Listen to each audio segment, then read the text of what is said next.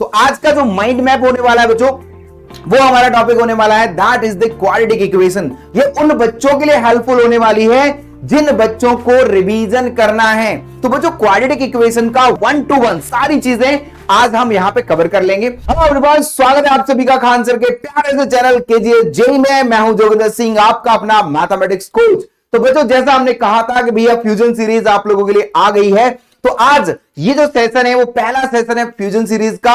और जैसा कि आप लोगों को बताया गया था कि भैया एक माइंड मैप आपको मिलेगा, तो आज का जो माइंड मैप होने वाला है बच्चों, वो हमारा टॉपिक होने वाला है that is the quadratic equation. Quadratic equation मैंने क्यों सिलेक्ट किया वो बता देता हूं। 12th क्लास के बहुत सारे ऐसे बच्चे हैं जो 11th का रिवीजन करना चाहते हैं, तो मैंने कहा कि क्यों ना शॉर्ट टाइम में आपका एक रिवीजन हो जाए।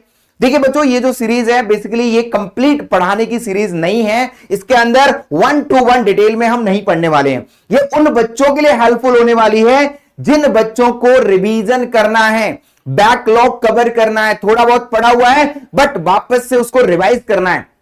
तो आज की सीरीज में यही होने वाला है कि हम एक माइंड मैप के तरीके से, होता है ना कि किसी चैप्टर को ले लेते हैं 15-20 मिनट में उसकी थ्योरी को एकदम रिवाइज कर लेते हैं, तो यही कहानी आज के लेक्चर में हमारी होने वाली है। तो बच्चों क्वाड्रेटिक इक्वेशन का मतलब 1 to 1 सारी चीजें आज हम यहां पे कवर कर लेंगे। मतलब थ्योरी है, थ्योरी का मतलब है रटना है, दिमाग में बिठाना है, ये बात आपको 1 to 1 पता होनी चाहिए। ठीक है बच्चों, तो भैया आप लोगों के लिए मेहनत करके मैंने क्वाड्रेटिक इक्वेशन का एक प्यारा सा माइंड मैप तैयार किया आप लोगों के लिए, है ना। आप देख सकते हैं कितना प्यारा सा माइंड मैप ये मैंने मतलब बैठ के खुद बनाया भाई आप लोगों के लिए, कि यार आप लोगों को एक एक चीज याद हो जाए। क्या होता है कि नॉर्मली ना चीजें याद नहीं हो पाती हैं। अब पिक्चर की फॉर्मेट में थोड़ा सा याद रहेगा कि अच्छा यार इस चैप्टर में इतने के अलावा और कुछ नहीं है। तो बेटा ये जो जितना लिखा है ना यहाँ पे, ये पूरा चैप्टर है। मैं आप लोगों को बोलता था कि यार शॉर्ट नोट्स बनाने चाहिए आप लोगों को ना, शॉर्ट नोट्स होने चाहिए हर चैप्टर के, तो आप भूल जाओ, अब बेकार है वो शॉर्ट नोट्स वगैरह सब खत्म। मैंने आप लोगों का काम कर दिया है, यही शॉर्ट नोट्स हैं। आज की जो फाइल होगी हमारी, यही आप लोगों के लिए शॉर्ट नोट्स का काम करने वाली है। इतने में ही काम चल जाएगा बच्चों, इसके अलावा और कुछ करने की जरूरत आपको बिल्कुल भी नहीं है। इतना प्यारा प्यारा तरीके से जो लिखा गया ना, एकदम दिमाग में छप जाने वाला है। तो चलो भैया शुरुआत करते हैं अपने आज के धमाकेदार सेशन की, और आप लोग मन लगाकर इसको ना रटने की कोशिश, मतलब समझ के रटने की कोशिश। रटने का मतलब है मेरा कि आपको याद होना चाहिए, दिमाग में होना चाहिए। कोई भी रात में पूछ लेना कि बेटा बताओ ये कंडीशन क्या होगी, तो वो कंडीशन आपको याद होनी चाहिए। क्वेश्चंस होंगे नहीं होंगे वो अलग मुद्दा है, बट आपको पहले पता ही नहीं होगा तो क्वेश्चंस तो कहां से होंगे बच्चों।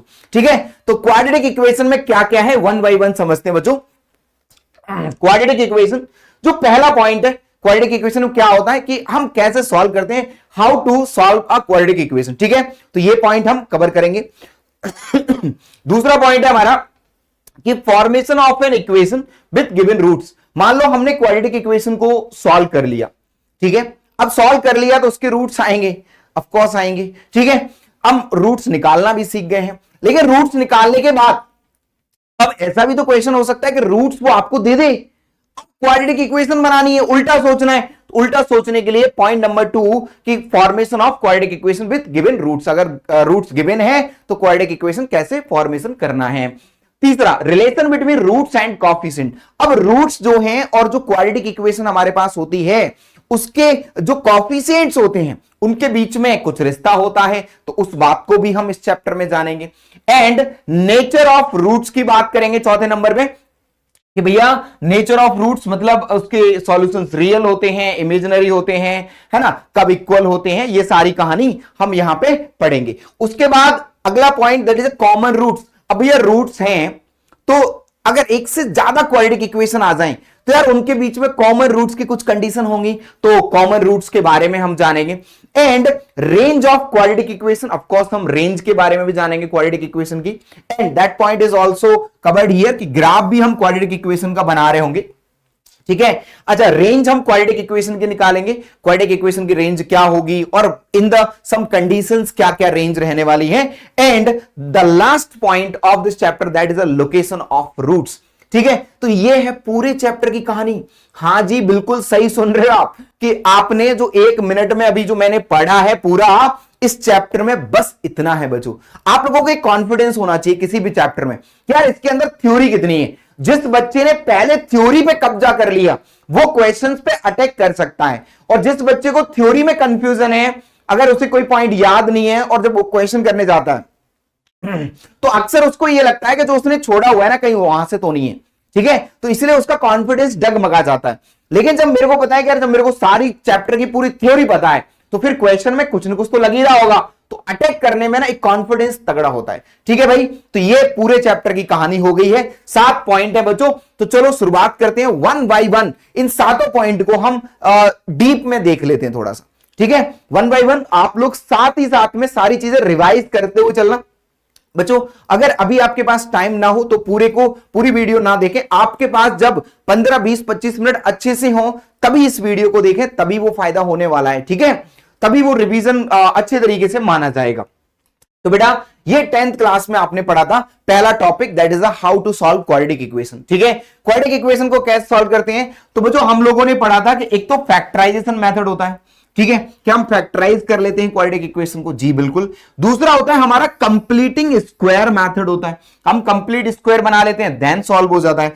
एंड तीसरा हमारा क्वाड्रेटिक फॉर्मूला, और ये क्वाड्रेटिक फॉर्मूला हमारा क्या होता था, तो पहले देखो हमारे पास क्वाड्रेटिक इक्वेशन है ax² plus bx plus c बराबर 0, ये आप सभी लोग अच्छे तरीके से जानते हैं।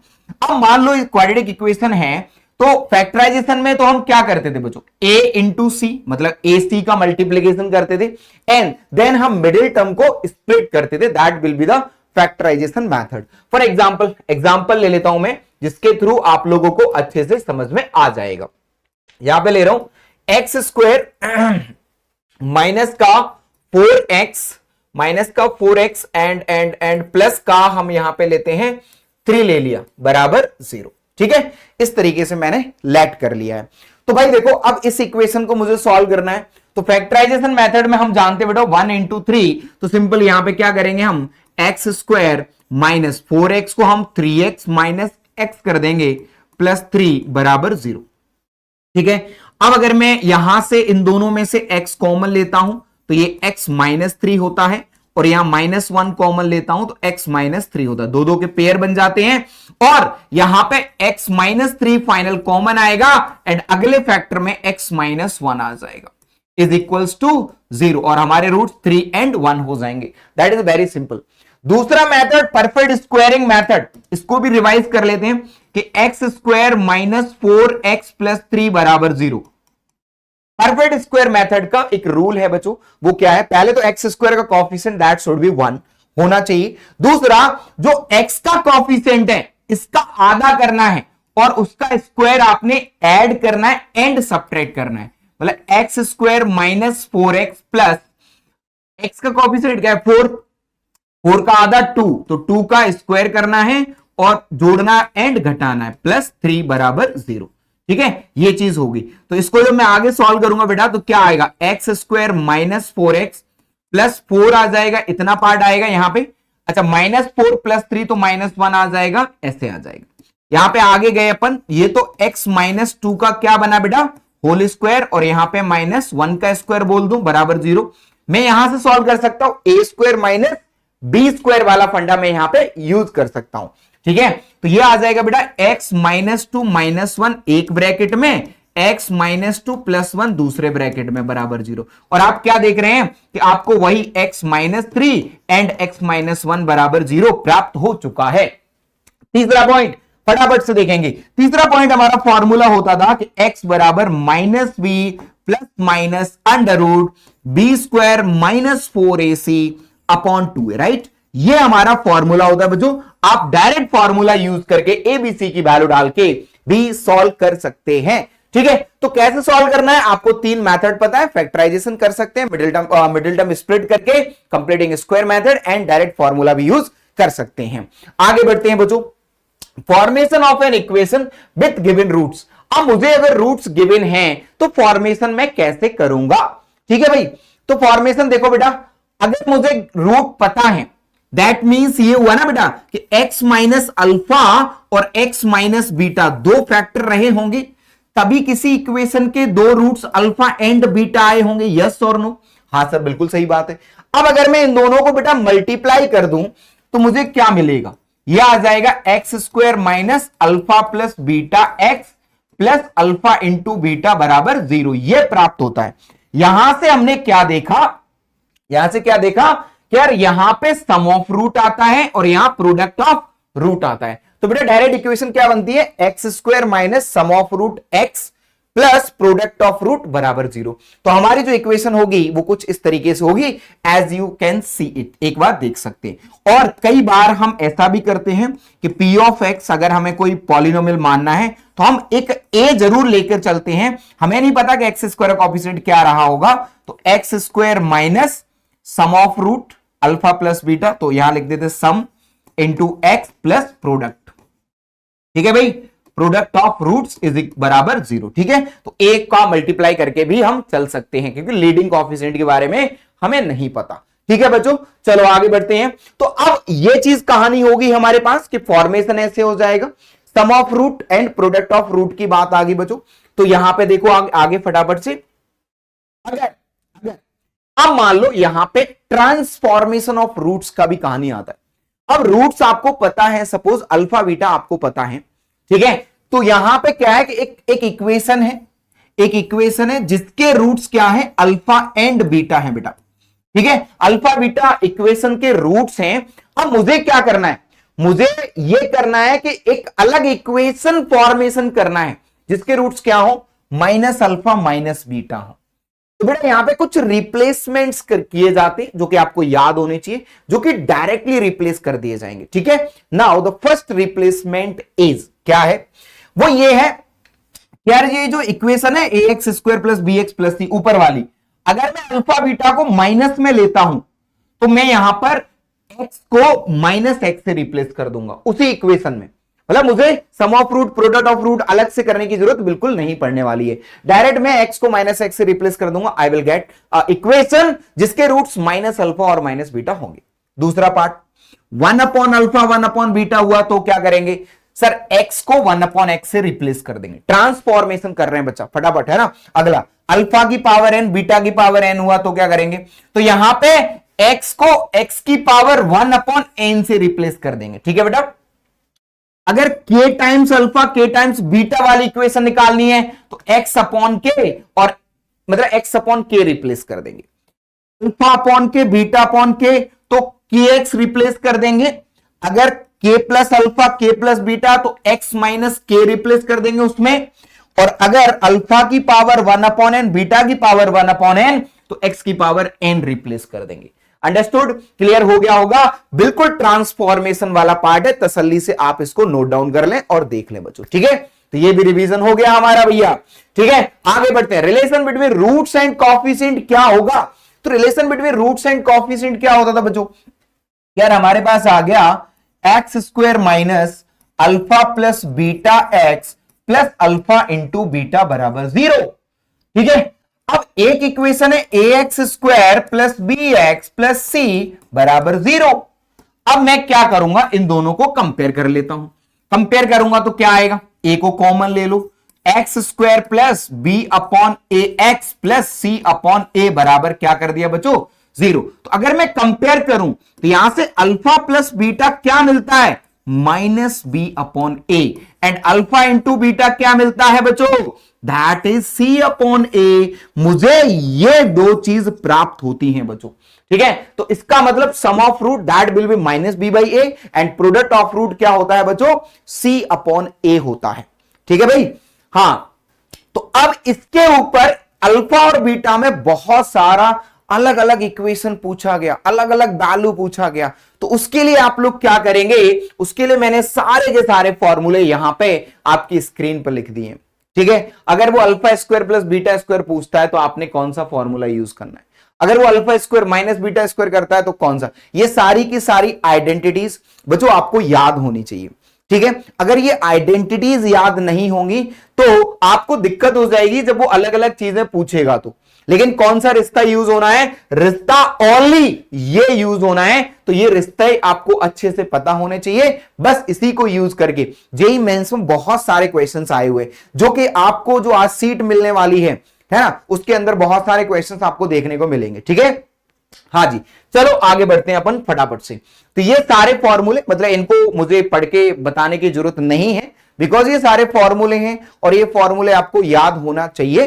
ठीक है, कंडीशन मैंने आपको यहां पे बता दी है बच्चों। ठीक है, इसके बाद आता है बेटा अगला point, the nature of roots. अब नेचर ऑफ रूट्स तो आपने देखा ही था कि अंडर रूट के अंदर हमारा क्या आता था, B square minus 4ac। Under root के अंदर अगर बी स्क्वायर माइनस 4ac आएगा तो वहां तो प्रॉब्लम जनरेट हो जाएगा।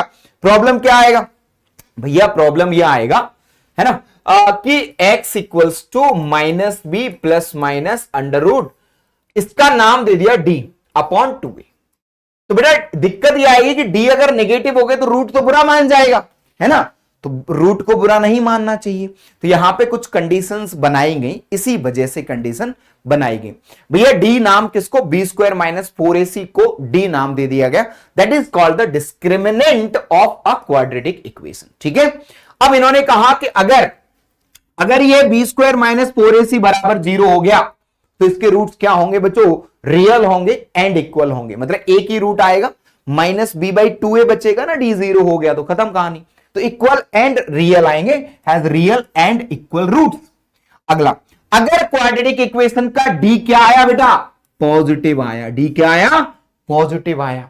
तो अगर डिस्क्रिमिनेंट पॉजिटिव होता है तो इसका मतलब क्या हुआ, एक्स की दो वैल्यू आएंगी। हाँ सर बिल्कुल आएंगी, तो ये रियल तो आएगा एंड डिस्टिंक्ट रूट आएंगे अगर मेरा डी पॉजिटिव होता है तो। तीसरा, अगर डी नेगेटिव हो गया, डी नेगेटिव हो गया तो एक्स तो बुरा मान जाएगा, रियल में तो एग्जिस्ट करता नहीं है, तो हमारे जो रूट्स होंगे वो कॉम्प्लेक्स रूट होंगे with non zero imaginary part. ठीक है भाई, तो ऐसा हो जाएगा। उसके बाद अगर p प्लस आयोटा क्यूब, ये कॉम्प्लेक्स नंबर में हम पढ़ते हैं, अगर एक root p plus iota cube है तो दूसरा root automatically p minus iota cube रहा होगा, 100% यही रहा होगा। ठीक है, दैट इज इंपॉर्टेंट बात।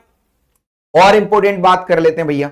ठीक है, यहां पे इंपॉर्टेंट बात क्या है, अगर p plus Q is an irrational root, है ना, p प्लस क्यू क्या है, p प्लस रूट क्यू, ये इरेशनल है तो दूसरा root automatically p minus root cube होगा बच्चों, 100% क्या होगा, p माइनस रूट क्यूब होगा। ये इरेशनल रूट्स जब होते हैं तब ये कंडीशन लागू होती है। ठीक है, उसके बाद आते हैं नेक्स्ट पॉइंट पर।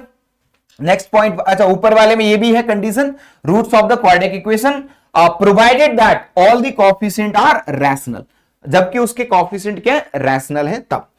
The quadratic equation has rational roots. Rational root कब होते हैं बेटा, जब हमारा डी क्या होता है, परफेक्ट स्क्वायर की फॉर्म में होता है, and A B C rational होंगे of course.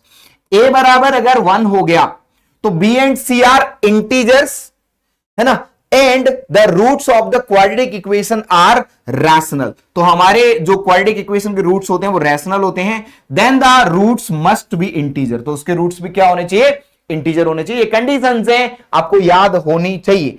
If the quadratic equation is satisfy more than 2 roots, कोई इक्वेशन है क्वाड्रेटिक इक्वेशन, अगर 2 रूट से ज्यादा हो गए तो उसे हम क्या बोलते हैं, आइडेंटिटी बोलते हैं, जहां a बराबर b बराबर c बराबर क्या होता है बच्चों, 0 होता है। ठीक है, तो अब आगे देखते हैं कि अगला टॉपिक हमारा क्या बनता है, that is the common root, है ना। तो कॉमन रूट की क्या कंडीशन होती है बच्चों, इसको भी फटाफट से हम समझ लेते हैं।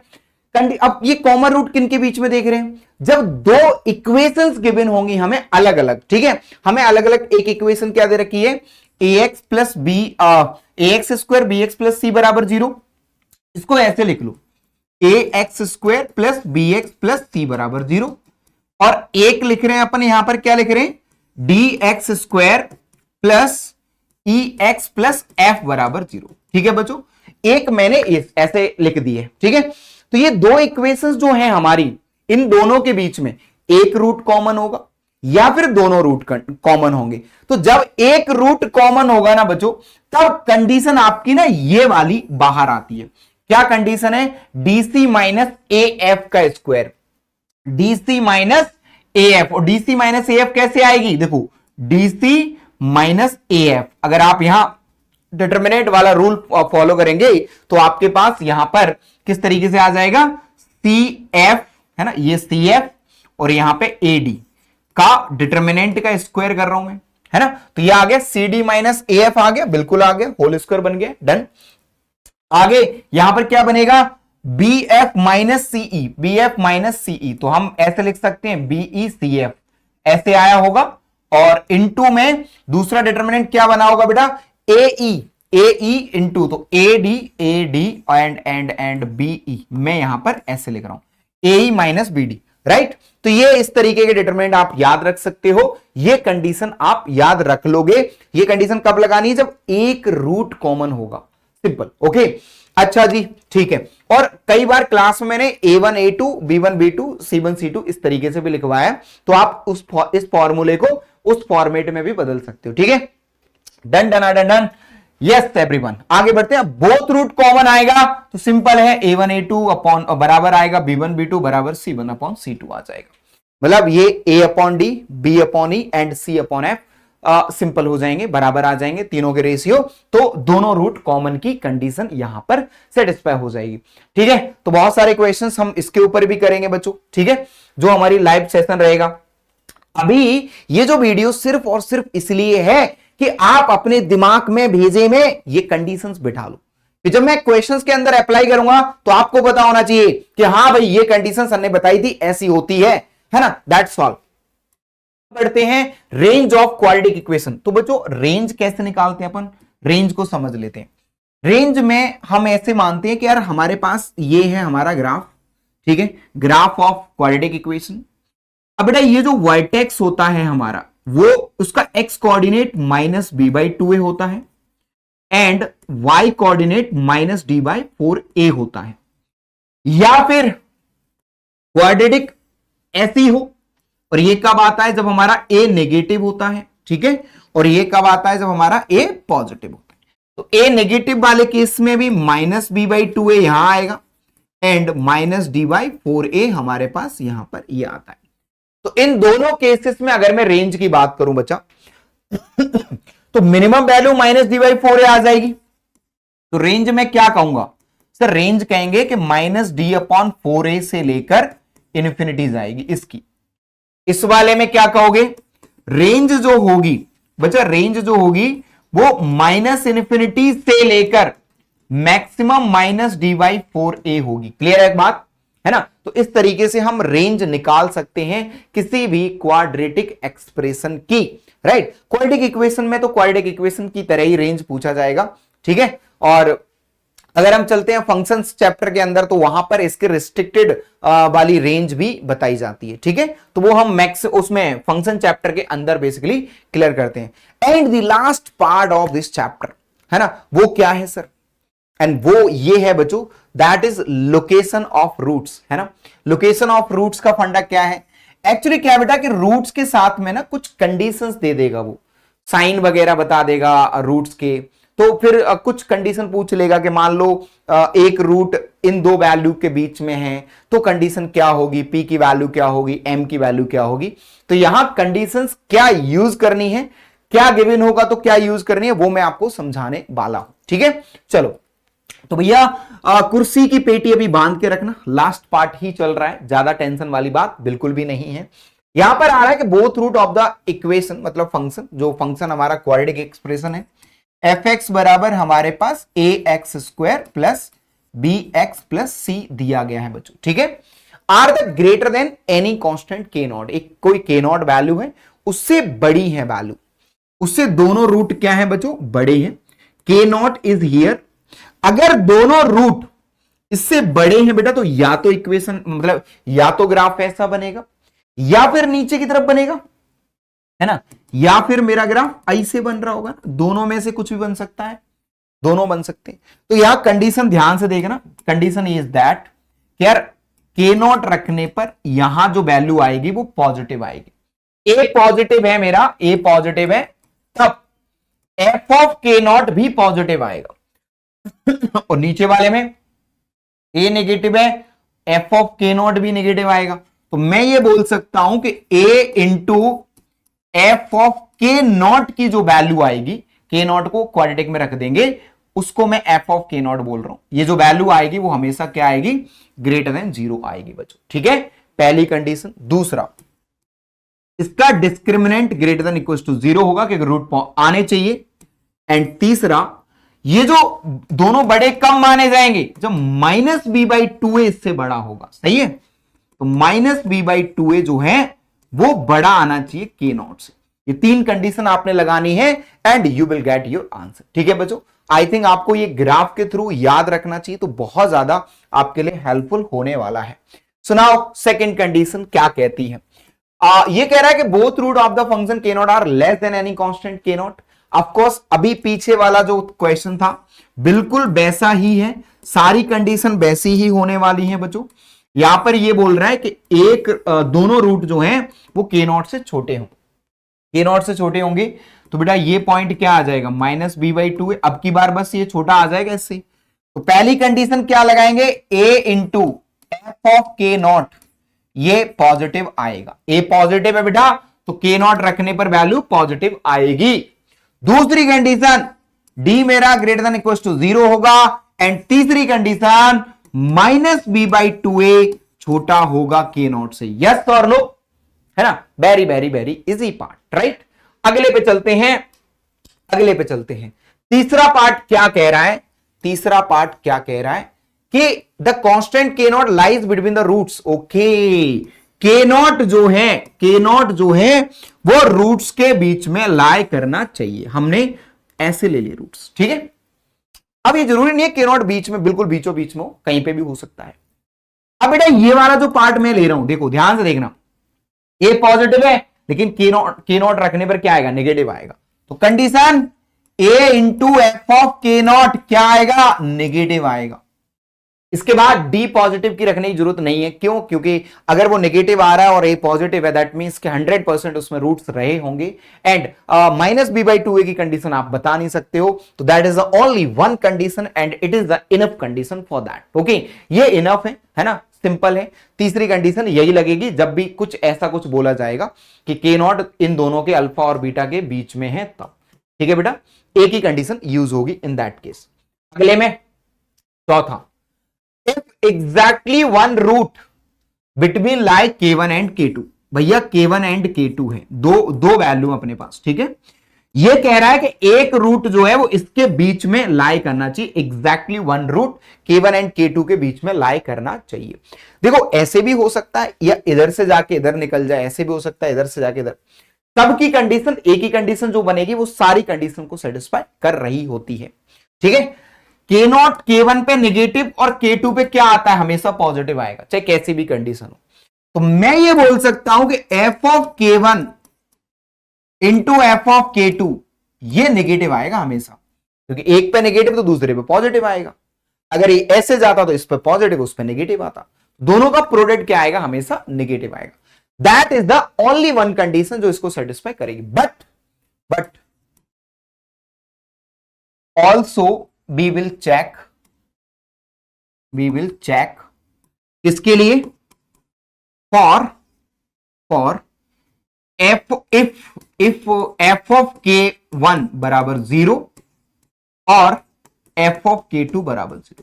ये दो कंडीशंस पर भी हमें चेक करना होता है। मान लो एक रूट k1 ही हो गया, तो क्या दूसरा रूट इसके बीच में आ रहा है? इन दो कंडीशंस के लिए भी हम चेक करते हैं क्वेश्चंस में डेफिनेटली। ठीक है, इस वाले पार्ट में। तो नाउ फिफ्थ कंडीशन, पांचवी कंडीशन क्या कह रही है? पांचवी condition, both the root of this equation are lying between k1 and k2। k1 k2 के बीच में दोनों रूट लाई कर रहे हैं। k1 एंड k2 के बीच में दोनों रूट लाई कर रहे हैं। दैट मींस ऐसी कंडीशन होगी बच्चों। तो यहां very very simple, a into F of k1 क्या आएगा? k1 पे पॉजिटिव, a पॉजिटिव, पॉजिटिव आएगा sir. a into F of k2 भी यही आएगा, बिल्कुल सर। पहला, दूसरा, तीसरा, इसका d ग्रेटर देन 0 आना चाहिए। चौथा, माइनस बी बाई टू ए अब k1 एंड k2 के बीच में आना चाहिए। ये कंडीशन लगानी पड़ेगी अब अपने को। ठीक है, तो ये चार कंडीशन आप यहां पे फॉलो करके चलेंगे, डेफिनेटली आपको ये फॉलो करनी पड़ेगी। ठीक है जी, ओके, ये चार कंडीशन यहां फॉलो कर लेंगे। And next case, sixth case क्या है? लेट्स सी, इसको और देख लेते हैं। Both root k1 k2 lies, अच्छा, both k1 and k2, K1 K2 जो हैं वो दोनों रूट के बीच में लाई कर रहे हैं। तो बेटा यहां पर क्या कंडीशन लगाते हैं, K1 पे नेगेटिव एंड K2 पे नेगेटिव, एफ ऑफ, तो मैं ऐसे कर सकता हूं a into F of K1 ये भी नेगेटिव हो जाए and a into F of K2 ये भी नेगेटिव हो जाए, बस है ना। ये 1 and 2 condition will be enough, ठीक है। ये दो कंडीशन लगा देंगे तो हमारा आंसर यहां पर आ जाएगा। फिर इसमें डी पॉजिटिव करने की जरूरत हमें नहीं है, बिल्कुल भी ऐसी आवश्यकता नहीं है। एवरीवन क्लियर है क्या बात? यस बच्चों, तो ये मैंने पूरा का पूरा चैप्टर यहां कवर कर दिया है। और ये देखो, आप इस चीज को इस तरीके से ना लेना कि ये पूरी थ्योरी बहुत डिटेल में कंप्लीट हुई, नहीं भाई, ये रिवीजन था, माइंड मैप था। अगर आपने ये चैप्टर पढ़ा हुआ है तो ही ये सारी चीजें आपको समझ में आने वाली हैं, अदरवाइज भैया ऊपर से बिल्कुल उड़ जाएंगी, है ना। तो आपका जो रिवीजन वाला पार्ट है वो हमने कवर कर दिया। तो अब इस चैप्टर से रिलेटेड आप लोग इस जो आज का वीडियो है जो आप देख रहे हैं इसमें कमेंट कर दे कि कौन कौन से क्वेश्चंस आपने पूछने हैं। एक फाइल आपके डिस्क्रिप्शन लिंक में है, उस फाइल को डाउनलोड करें और सारे के सारे क्वेश्चंस को सॉल्व करने की कोशिश करें बच्चों, ठीक है। और उसके बाद हम रात को मिलते हैं, वहां पे हम लाइव डिस्कशन करेंगे अपने क्वेश्चंस का, जिससे कि ये जो थ्योरी पढ़ी है वो और मजबूत हो जाएगी, ठीक है बच्चों। आई होप ये सारी बातें आपको क्लियर हो गई होंगी। सो आज के लिए इतना ही करते हैं, तब तक मिलेंगे अगले लेक्चर में। Tata bye bye, love you all.